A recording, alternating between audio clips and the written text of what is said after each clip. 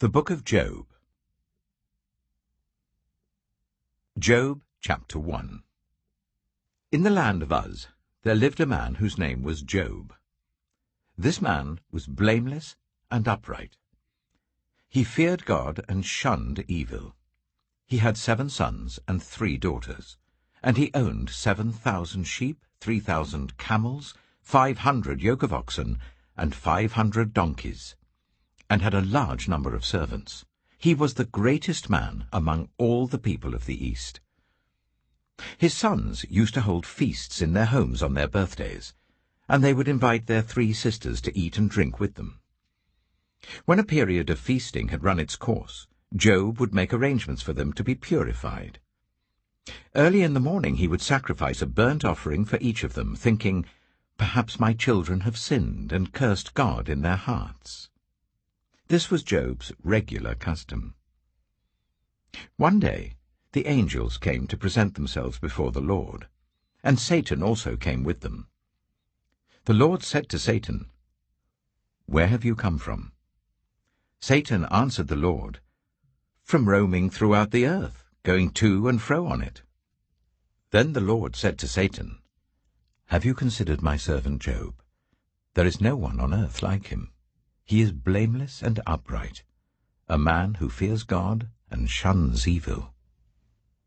"Does Job fear God for nothing?" Satan replied. "Have you not put a hedge around him and his household and everything he has? You have blessed the work of his hands, so that his flocks and herds are spread throughout the land. But now stretch out your hand and strike everything he has, and he will surely curse you to your face." The Lord said to Satan, "Very well then. Everything he has is in your power.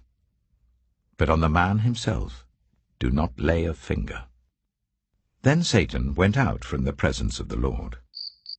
One day, when Job's sons and daughters were feasting and drinking wine at the eldest brother's house, a messenger came to Job and said, "The oxen were ploughing and the donkeys were grazing nearby, and the Sabeans attacked and made off with them. They put the servants to the sword, and I am the only one who has escaped to tell you."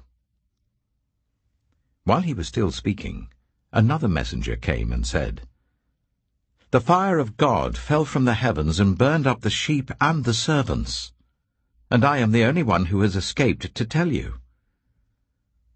While he was still speaking, another messenger came and said, "The Chaldeans formed 3 raiding parties and swept down on your camels and made off with them. They put the servants to the sword, and I am the only one who has escaped to tell you." While he was still speaking, yet another messenger came and said, "Your sons and daughters were feasting and drinking wine at the eldest brother's house, when suddenly a mighty wind swept in from the desert and struck the 4 corners of the house. It collapsed on them, and they are dead. And I am the only one who has escaped to tell you." At this, Job got up and tore his robe and shaved his head.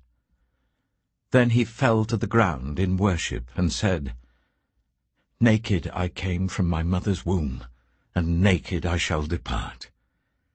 The Lord gave, and the Lord has taken away. May the name of the Lord be praised." In all this, Job did not sin by charging God with wrongdoing.